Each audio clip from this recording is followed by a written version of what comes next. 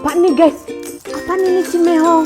Telat tapi ya udah. Jadi hari ini tuh gua order ke Ambon dari Cimehong. Terus ini ada lapis legitnya. Kita review dulu satu-satu untuk lapis legitnya teman-teman. Apa nih guys? Guys, apa ini? Wih, apa ini Cimehong? Ya Allah, sekarang udah nggak isi ini ya Cimehong ya? Sekarang isinya Antam guys. Kok bisa? Iya, gue yang isi tadi. Biar lu tahu nih, bisa gue selip-selipin di sini. Ya, semangat ya Cimehong ya. Tapi kalau beneran Antam tuh isinya boleh juga tuh ya. Pelan-pelan. Kelihatan ya udah berminyak ya dari sini ya. Udah mau azanisan nih. Ada bolong dikit, udah nggak apa-apa. Namanya yang bikin manusia, bukan mesin ya. Banyak kali komplain kalian. Nah ini dia layer-layernya. Tuh ya. Kita lagi banyak orderan nih Cimehong ya. Buruan nanti keburu isam. Kita potong ya guys. Ini dia setelah dipotong. Tuh.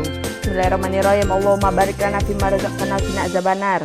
Semoga yang kumakan jadi vitamin, amin. Yummy. Bau kayu manisnya kecium ya.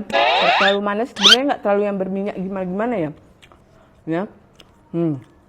Itu layer-layernya. Enak sih. Jadi kalau dimakan banyak nggak enak kita. Terus teksturnya padat. Itu padat guys. Masih hidup lapis legitnya Cimehong. Berapa harganya tadi ya? Nanti gue cantumin ya. Lanjut ya. Ini Bika Ambonnya teman-teman. Untuk Bika Ambonnya. Kalau bukan Cimehong yang rame ini, nggak bakal rame nih. Dan gue bukan tipikal orang yang suka lapis legit atau Bika Ambon. Karena Cimehong gue beli beginian. Kenapa? Karena viral. Apapun yang dibikin, yang dijual Cimehong tuh viral ya. Ini berat loh guys. Ini berat loh. Dan ini berminyak banget. Tuh. So kita potong ya. Jadi ini tadi nyampe siang guys. Nggak ada gua masukin kulkas. Takut pula nanti salah-salah review. Nih guys, isian dalamnya ya.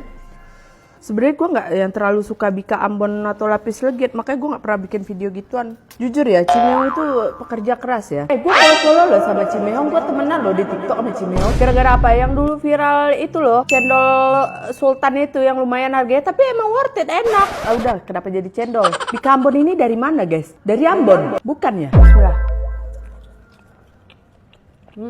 Oh jadi rasa Bika Ambon tuh emang agak ada asam-asam ya? Ada raginya atau apa ini?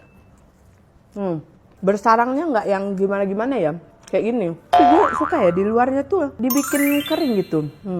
Nggak tahu gue, takut salah review Bika Ambon karena gue nggak ahli, jujur aja nih.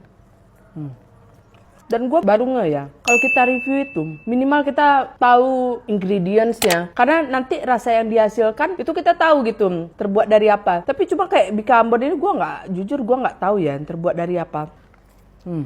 Dan namanya gua bukan penyuka Bika Ambon atau lapis legit dari dulu ya. Kayak yang ya udah gitu. Bukan yang kayak oh gue pengen beli lagi. Karena selera orang beda-beda guys. Kalian nggak bisa samain selera kalian sama orang lain. Berminyak banget tahu gue, kelihatan nggak?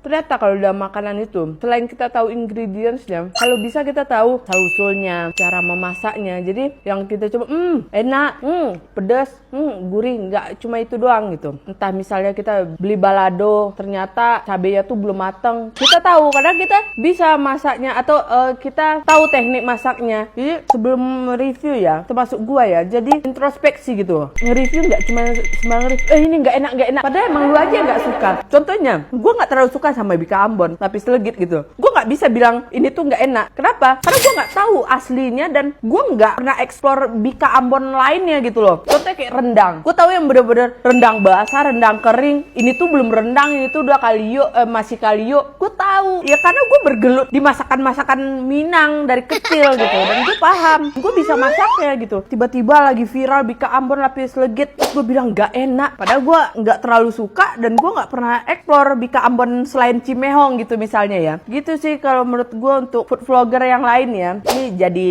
edukasi juga buat kita ya. Jangan sembarangan juga bilang makanan orang gak enak. Beda lagi kalau misalnya emang tertangkap kamera atau apa gitu pas kita konten karyawannya tuh klien ini nggak bagus gitu. Jadi kita ada buktinya. Jadi jangan cuma cuap gitu. Atau kayak Bika Ambon yang emang kita masukin ke kulkas ya liatin gitu buktinya emang dimasukin ke kulkas gitu. Bisa nggak sebenarnya Bika Ambon tuh dimasukin masukin ke kulkas. Simpannya berapa lama? Atau kayak lapis legit bisa nggak masukin di kulkas? Terus kalau mau makan lagi mesti gimana cara manasinnya? Itu tuh harus tahu guys, nggak bisa kayak yaudahlah buat makan ntar masukin kulkas dulu gitu. Tiba-tiba pas angetin beda langsung berubah teksturnya. Itu sih paling ya, kita sama-sama belajar juga, nggak buat hujat atau nyudutin siapapun ya. Karena kasus ini gue juga jadi berhati-hati gitu loh, jangan sembarangan viral-viralin gitu. Ini tuh kayak yang udah paling jago aja gitu.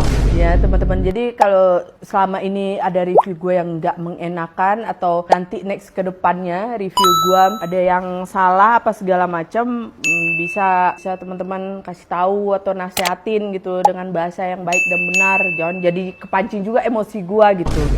Saut ini panjang masalah gitu. Ternyata ya table manner itu juga perlu ya. Cara makan juga perlu ya. Tapi ya namanya kalau orang udah beli dia mau makan sambil kayang sambil salto, itu menurut kalian hak dia apa gimana gitu? Menurut lu orang? Atau harus baik aja terus gitu? Jadi ada konten creator yang di komen cara makannya gitu. Gua nggak tahu itu emang cara makannya atau gimana gitu. Sedangkan kalian kan tahu kan cara makan gua kayak gimana? Itu tuh emang cara makan gua dari kecil begitu guys. Bapak gue India Pridapan, emak gue Padang, bapak gue India Padang. Jadi kalau makan tuh grauk hap gitu. Jadi udah biasa ngeliat bokap gue. Jadi ke bawah sampai gue gede mau dimanapun gue makan geragas begitu. Nah menurut kalian gimana gitu baiknya menjadi seorang content creator yang bergelut di review makanan gitu? Baiknya dia seperti apa? Atau kalau ada makanan nggak enak nggak usah ditayang, atau boleh ditayang cuma penyampaiannya tuh lebih sopan gitu ya. Contohnya Pak Bondan, dia tuh ada cara tersendiri nyampein kalau makanan tuh kurang enak. Tapi dia mengemas cara penyampaiannya tuh jadi kayak ada levelnya. Bukan dia bilang ini tuh nggak enak. Nggak, dia nggak bilang gitu. Jadi ada level-levelnya gitu ya. Udah azan Isya guys. Thank you. Semangat Cimehong!